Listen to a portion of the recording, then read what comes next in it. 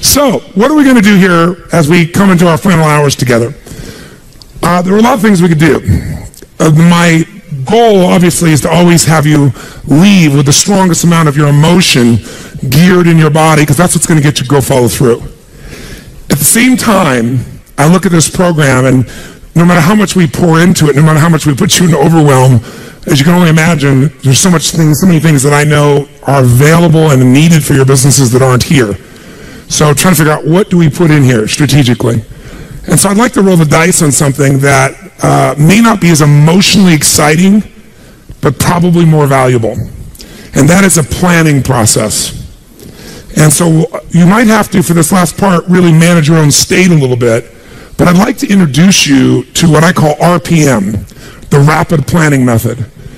And RPM is an experience that when you master the thinking of RPM, you don't have to use the system itself even. You don't have to use a particular, mechanical system in terms of how you do this on your computer or calculator, on paper or whatever.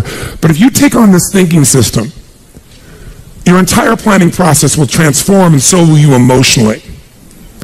And most people in life, when they're trying to plan something, when they're trying to put something together, like plan their day, we all learned yesterday that what controls our focus controls our life. Whatever we focus on, we feel, even if it's not true. Do you agree with me on this, yes or no?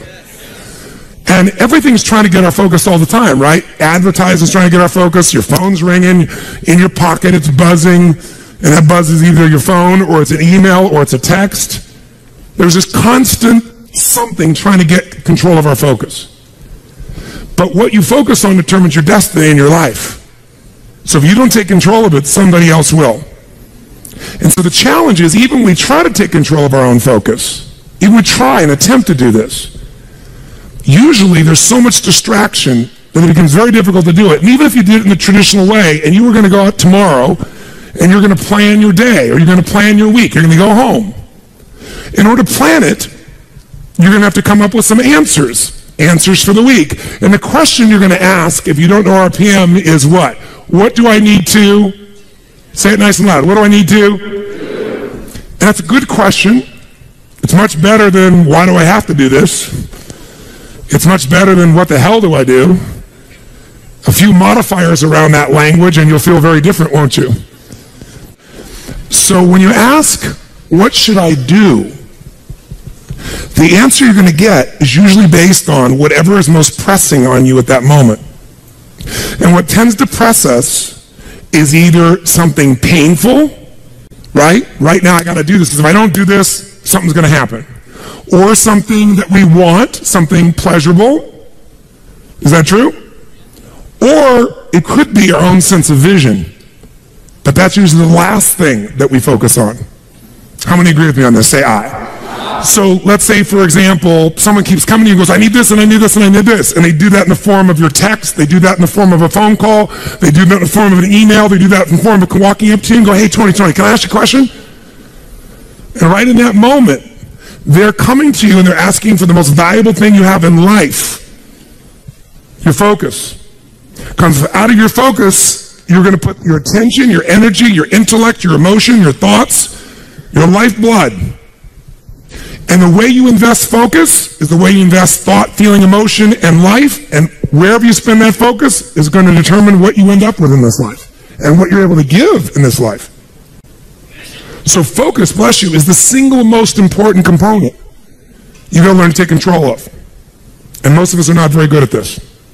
Primarily because the culture has conditioned us to respond to what we need to do. And when you're coming up here, Dr. Ruth here in front of me, and she goes, Tony, what do you do right now is being dictated by the environment, not necessarily by what is most important for me or my mission or my direction or my life. Now in a seminar, it's appropriate most of the time because this is what I'm here to do.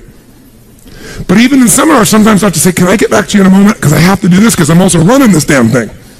I'm not just on stage, right? So the combination makes me have to look at it. And there's an army of people back here running it, and I got to help them, or they got to help me, and a lot of moving parts. So sometimes I got to stop and not let you take my focus, even though I'd like to give it to you. But if I were to ask, what do I need to do? I'm going to get a certain quality of answer. Let me give you an example of what I mean. True story. President, I won't go any deeper than what I can reveal without being disrespectful in any way, shape, or form. I would never do that. But it's a known fact, because it got out in the newspapers. There was a stage when President Clinton called me. And when he called me, he literally called me up and said, and I'd known him for a little while and worked with him prior, but he called me up and said, they're going to impeach me in the morning. What should I do?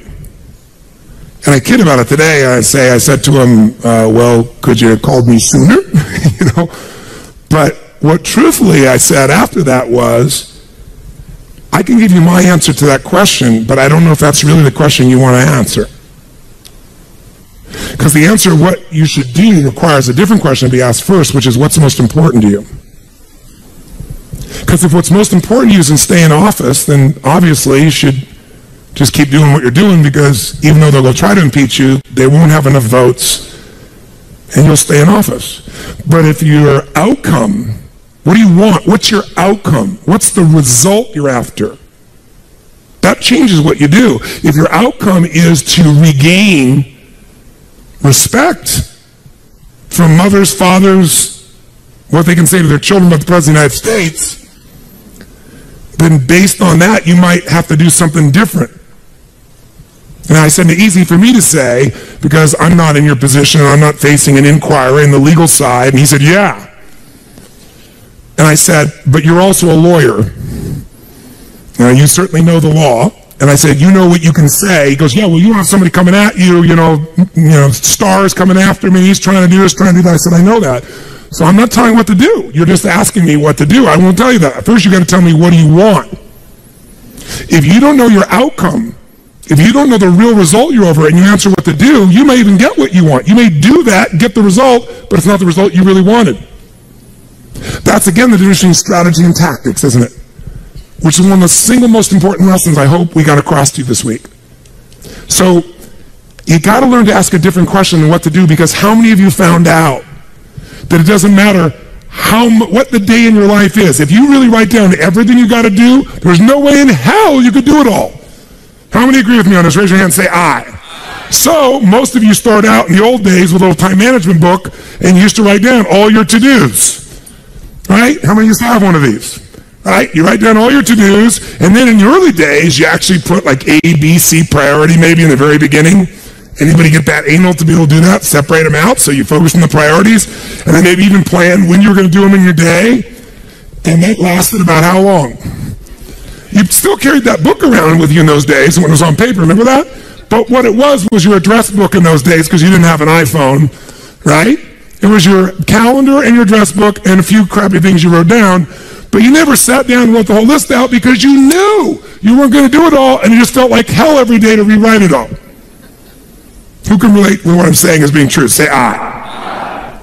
So when I only had one company to run, I was just a kid, I went to one of those programs prior to the days of Franklin and Covey and all those guys. It was called the Time Bank. And we had this 3-ring binder like this. It was so cool, and it had its tabs and had my calendar in the front so I could schedule things, and have these daily little tabs. I could plan out the day and write my to-do lists. And then it had my A through Z's in the back where I could file under people's names and things, all the details I needed. And then that was all the phone information, because there wasn't email in those days. And you carried around this little mini suitcase with these big rings, and it worked really cool. It was great. But I learned once I had 2 companies, and then 3, and then 4, then 5, there was no way. My to-do list got bigger and bigger and never got to be done. And I found myself not writing it down, and then I found myself doing it in my head. And I got a pretty good memory, but man, that was painful. I felt the shock of it all over again. Bottom line is, I said, there's got to be a better way. And I kept thinking, what controls our life is what we focus on. What we focus on, we feel. What we feel and focus on, we move towards. Wherever focus goes, energy flows.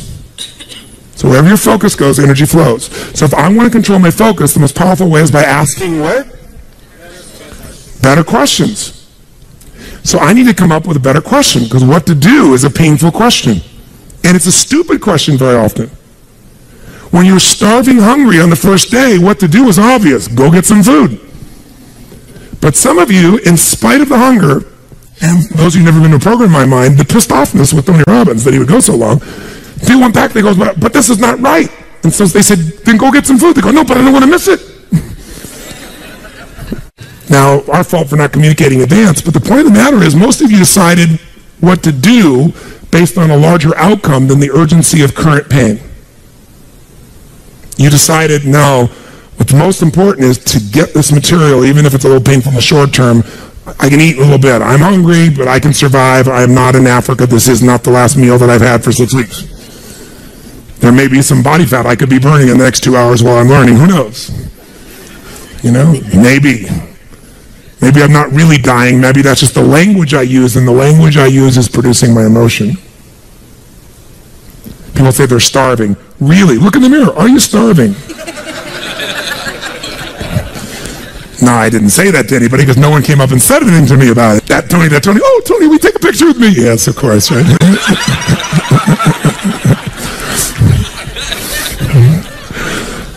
My point is this. Where focus goes, energy flows. You must control your focus. You do it with questions. If you ask the same questions as everyone else, you end up with the same answers. So, how did Bill Gates change his economic world? He was a software designer who didn't say, how do I make better software? He asked, and caught everyone else to ask, how do we become the intelligence that controls all computers worldwide? How do we become the intelligence that controls all computers worldwide? Now, when that's your outcome, do you end up with a different to-do list than if your outcome is to build the best software? Yes or no? Yes. That's why he's one of the richest men on earth. Change your question, change your life. When it comes to planning your life, I want to get you to learn to ask 3 questions now. And the first one is not, what am I going to do? And how many understand why now? Say I. The question you want to ask yourself is, what do I want? What's my outcome? What's my result? The word RPM, the first one is to get you focused on the target. The target is not the activity. The activity can change. It's what's the result I'm after. If you know exactly what it is you really want, what you desire, what you're really after, clarity is power. The more clear you are on specifically what you want, the faster your brain can get you there. But if you're generally saying things like, what do I want? Well, you know, I want more money. Fine, here's $1, get out of here. Did you achieve the outcome? Yeah, when you're that general, you think you're not getting your goal, you are. The way you language your goal, the way you think about it, you're receiving it. I want to feel a bit better. I want to lose some weight. Fine, you lost a pound, you're done. Because your brain's like a servo mechanism in a bomb and a missile. In the old days, you shoot a missile, and the target was going, and if you missed the trajectory, you missed it. Today, what happens when the missile's not on course? What happens? It locks onto the heat signature. What does it do? It moves and follows it. That's the way your brain is if it knows the outcome, if it knows the result. So RPM starts with, I got to know the result. This is a results planning system. The rapid planning method, but you can think of it as a results planning system. I need to know the result I'm after before I ever ask myself what to do. That takes more time, but it's worth it. Now, for time's sake, I'm not going to do this with you right now, but I'll tell you what I do when I've taught this to people and I've got a full weekend to do this in. Just give you a picture. If I asked you right now to write out your name, your full name. Now, some of you abbreviate your signature, but write out your full name in cursive. Go and do that one time. Write out your full name in cursive. I can't even use the word cursive. Is that really the word people still use? It means in handwriting, I guess, but in cursive. Just write it out full name, because you can do this later on. Full name. If you normally abbreviate, don't do that. You have to write out the full name. Now, if I had you get with a partner, and you can try this later if you want. I'm just going to tell you because I don't want to take the time because we have such limited time today. And I have your partner say to you with a stopwatch here, okay, ready? And I go, go. And you write it out. And you tell me when you're done. I go, stop. And I write down how long that was. So let's say you wrote out your signature and it took 5 seconds. And I say, ready? Write it out. Ready? Go. You tell me when you're done. Stop. And I write down 5 seconds. I have to do that 10 times. You'll find in the beginning, you'll be, let's say, 6 seconds. I'm making it up. Everybody's signature is different. And you probably might get down to as little as 5 seconds. If you have like an iPhone, you could do it as a digital stopwatch. You could see the middle seconds. Then I say to you, I want you guys to write every other letter in cursive. In other words, you're going to write half as many letters. How long do you think it would take to do it? Half as much time? Most of you will take twice as much time in the beginning, and then eventually, what's interesting is, if I do it 10 times, and the last 2 or 3, and this makes no logical sense, and again, I don't want to take the time to have all of you do this 10 times, 10 times, 10 times, but you can go do it on your own, I'll just tell you the result. In most cases, even though you're doing half as many letters, you cut it by 2/3 of the time. There's something happens when you break an old pattern and you do it fresh. Your brain over the years has learned ways to move more rapidly since when you did your original signature, and you'll do it in 1/3 the amount of time. It'll take twice as much at first, and then it'll cost you 1/3 amount of time. Now let me tell you why I'm telling you this. The system I'm calling the rapid planning method, by the time I show it to you, you're going to go, this takes more time than just making my to-do list. When? When will it take more time? When? Initially. But once you get it in your nervous system, it'll take you less time because your brain will be thinking in outcomes and not activities. And when you think in terms of outcomes and not activities, pretty soon some of the activities on your list you don't even need to do to get the outcome. You find a better way to get the outcome quicker. Now, how do you do that? Yes, 3 questions. Question 1, what is my result? What is my outcome? What is it I really, truly want from this? If you're going back next week, and you say this next week, what are the most important what? Outcomes for me to get this week in my business. And you just write those outcomes out, not your action items, the outcomes. If you do that and nothing else, you'll be ahead of the game. And if you just keep looking at those outcomes every day, how am I doing on that outcome? Your brain will come up with ways to get to that outcome. I promise you. Focus on outcomes, not on activities. Action for most people, activities, most people may mistake movement for achievement. They mistake action items and to-dos for achievement. We're after the achievement. Are you with me on this? Yes or no? Yes. It's a different way of thinking, and I think all of you inherently have it, but if you make this ritualized, just like the things you've learned this week, they're all great, but if you don't systematize them, they'll work when you do them. But if you systematize them, right, and you see like Mr. Holloman here, where he goes in and just does it and makes sure it's being done again, or what you've seen Chet do, or what I do. You just do it over and over again, you don't miss it. Now the results are geometric. So I want to get you to systematize the thinking, whether you do it visually the way I'm going to show you or not. So, first question, what's the result I'm after? What's the ultimate result? What do I want out of this week, out of this thing, out of my business, out of my life, for my body? And you want to be as what as possible when you describe that outcome, that result. As what? Clear. As clear and specific as possible. Generalities will confuse you. So it might take you longer than just writing down call so-and-so to think, if I'm calling my son, I'm going to call Jarek, or I'm going to call my brother. This is what goes through my head before I call him, always. What's my outcome? Because I don't want to just call him. I want Jarek to feel loved by his dad, or I'm thinking about what's my outcome. I've got to talk to him about this thing that's out there. I've got to make sure I get through to him on this because I want to guide him and move him in this direction. That's why I want to be as his father. I don't want to just chit-chat. I can do that too. If you think before every phone call, before every time you're planning your day, and you think before you have any meeting, what do you think the first thing I ask of anyone when we sit down in a meeting is? Okay, what are your outcomes? What are the outcomes for this meeting? First thing I want to know, because if I know the outcomes, guess what? A lot of meetings, they're done pretty quick. Because if I know the outcome, you don't have to go through all the activities to sell me on it. Just, that's your outcome? How do you want to do it? Sounds good to me? Rock. That's how you make a meeting productive. I know a meeting's productive not by the hours or time. Sometimes it takes longer to the outcome than you want, but I'm going to get the outcome. That's, by the way, what you see with me on stage. That's why my times vary. But it's based on an outcome. I'm going to get that outcome. I don't give a damn whether it's the right time or not. I want to do it in that time, but I must deliver the outcome. How many get that? And by the way, how many like to have your company focused on outcomes, results, and not activities? Say aye. Aye. People say all the time, well, did you get that done? Well, I left them an email. I left them a voicemail. I've sent them 3 emails. How many times have you heard that? When that happens with me, I'm like, but I don't show it. I just like, really? Wow, that's fascinating. We'll explain about our culture. It's about getting the result. So I can help you if you can't figure another way to do it, but there may be 12 other things we might want to do. Maybe they don't have the answer. Maybe somebody else can give us the answer. The outcome was to get this information, not to leave an email or 12 or 3 voicemails. That will not do any of us any good. How many follow? Now, whether you get the outcome or not, whether you get that result, will be based, first, do you have clarity? And the second thing is, whether you got enough emotional juice to keep going after it when things don't work out. So the second part of RPM is the purpose. RPM, by the way, how many knows what it means when you increase the RPMs in a car? Anybody here? What does that do? It builds up what? Power, speed.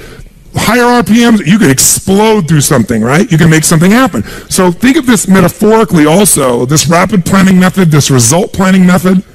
So it's rapid planning, it's a result planning. You want a results-focused, purpose-driven, massive action culture. That's what RPM stands for. It's how you build up power and you break through. But whether or not you get that result will be, are you clear and specific? But also, do you have enough juice when it doesn't work out? How many of you are going after an outcome in your day or in your week, and for whatever reason, you're not able to get it? The person doesn't respond, they're not there, the thing's not there, something interferes, somebody interrupts you. Who's had their plans interrupted? Raise your hand and say, I. So whether you keep doing it or not is, do you have enough emotional juice? See, guys, you all know out of this week, you got more than enough to take your business to a whole nother level. You got more ways. You can go home and be artists now. And somebody, you know, went by so fast, but many of you have the program, you'll watch enough times, you'll be there, somebody will invite us in, we're going to be there and make sure you do it. So it's going to happen. But the art of it being followed through or not is going to come to you have the emotion to follow through, and that needs to be a part of your thinking also. So the next question I've always asked, besides the outcome, is why? Why is more important than how? Why are we doing this? What's the purpose? Purpose is more powerful than object. Purpose is more powerful than object. You say, I want $1 million. That's a great objective. I want $1 billion. Great objective. I want to feed 3,000 children in my community. That's a beautiful objective. It's even more specific. But even that objective, you might get excited about, so you realize what it takes to feed 3,000 kids. Right? And the politics involved, and all the people that don't follow through. And then you have this good intention, and somebody else is pissed off because one of the kids didn't get fed. Right? And you did everything you know how to do. What's going to make you keep going? Purpose. Why do you want to feed those 3,000 kids? Why do you want to make that $1 million, that $1 billion? Why are you going to take your business to the next level? Why is the most important thing to know? Because that's where all the emotional juice and fuel is to actually get you to go through when the challenges show up. Every person you see who's on fire and is successful knows the why. You know what the problem is? You might know the why in the beginning. You wrote a mission statement and stuff like that. You got to know why you're doing this right now. This right now. That's what's going to engage you and activate the why. You might have a why, but it's not active. How many follow the difference what I'm talking about here? Say I. Otherwise, that little law of familiarity shows up. You know, well, we're doing this because, and you repeat the why, but it has no emotion behind it. See, if I take a stick pin, no, I don't see anything like that, but you know when a woman has a blouse, they have like a little stick pin in it? Let's think that stick pin is a word. And I take that stick pin and I throw it at you. Are you going to feel it? Barely. But if I take that little stick pin called a word and I wire it to the back out of a giant iron bar called emotion, now I can take that stick pin and put that thing right through your heart. That's the power of why. RPM. R is the result, the outcome. What you're after, P is the purpose. It's the why. 80% of success is why. 20% is how. Get a big enough why, people will figure out how to do it. Yes. How many agree with me on this? Say I. So you better know your why. So, talking to the president, tell me something. What's your outcome? And then why? And once we know the why, we know what you're after and why, then the question is, how do we do it? We know what we're after, why, how do we do it? By the way, are there lots of hows to get to an outcome, yes or no? Yes. Are there many paths to get a result, yes or no? Yes. Some are more efficient than others. And you're not going to know. So you know what you do? You brainstorm out all the hows you can think of. All the things you could possibly need to do to get that result. And then you narrow it down to the 20% that makes 80% of the difference. And you'll find out you don't have to do that whole to-do list. In fact, wouldn't it be nice to write your whole to-do list and not do it and still get the outcome? How many prefer that? Say I. That's RPM. I love it when I don't do my to-dos and I got the outcome. That's the coolest thing in the world. You might have done one or two of them, but it's then learning selectively which ones are going to create it. But the only way I knew that is to brainstorm out the M, the massive action plan.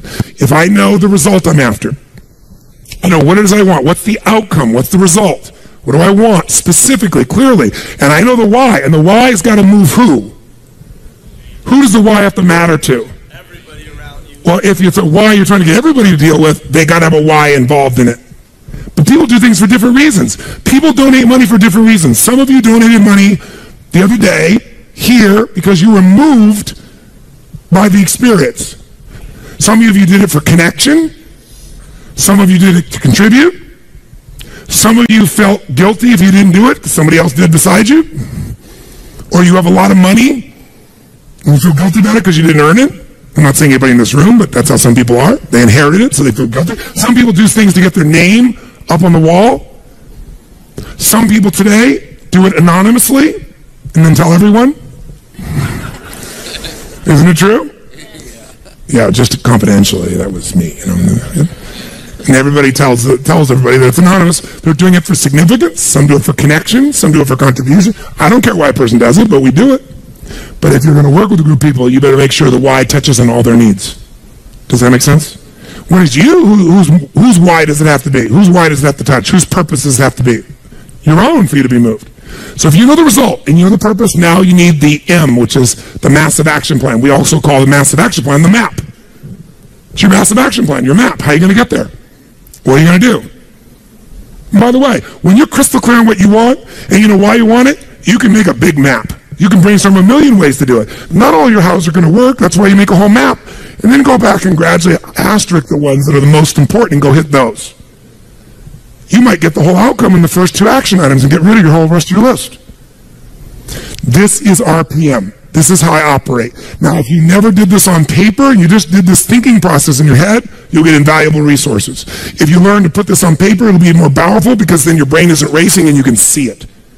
If you make it into a system that you personally use, your productivity will explode. If you teach your whole company to do this, your company will go to levels you can't even imagine because everyone will maximize their productivity.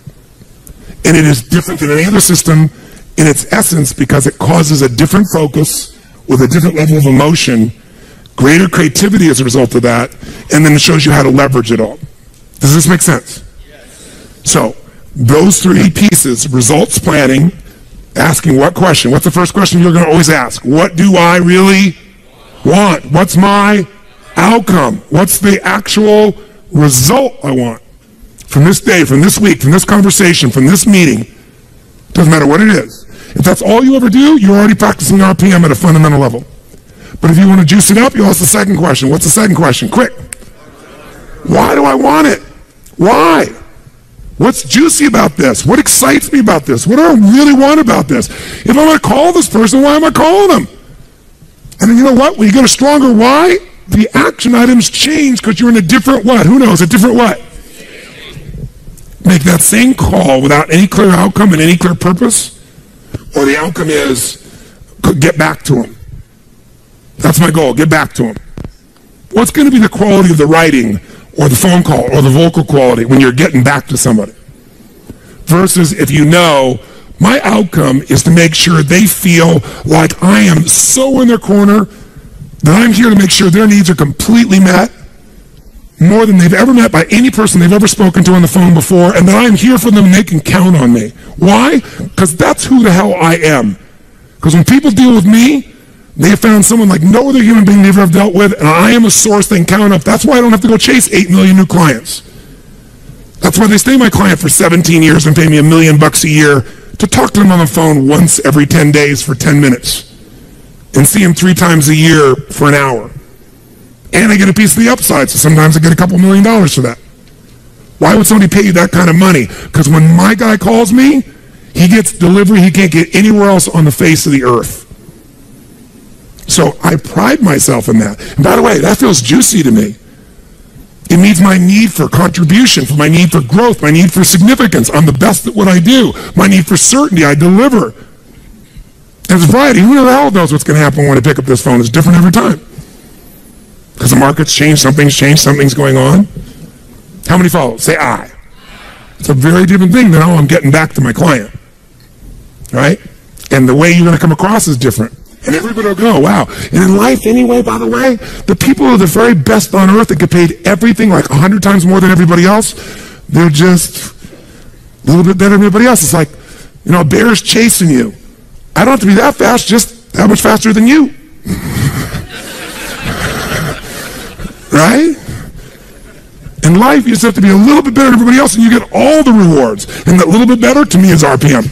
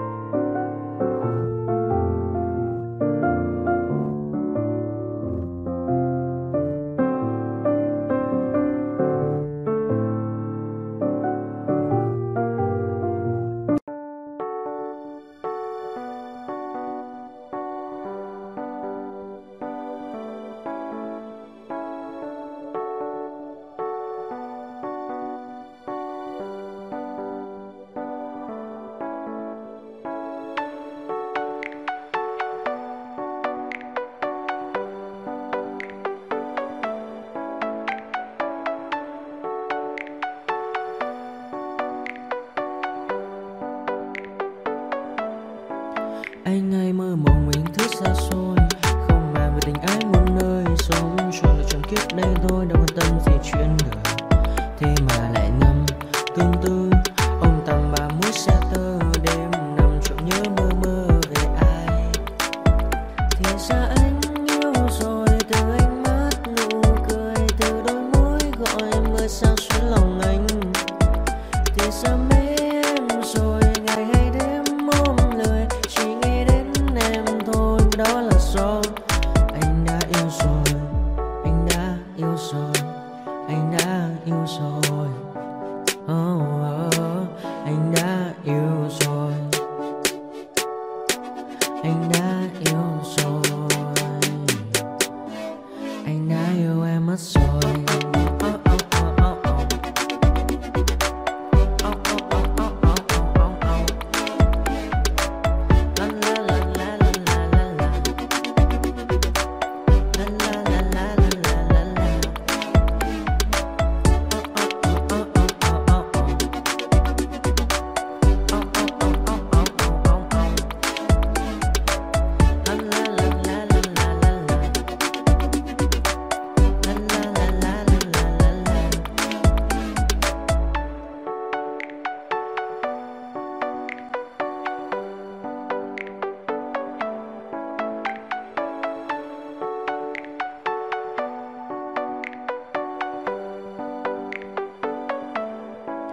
Anh hay mơ mộng mình thức xa xôi, không màng về tình ái muôn nơi, sống cho lựa chọn kiếp đây thôi.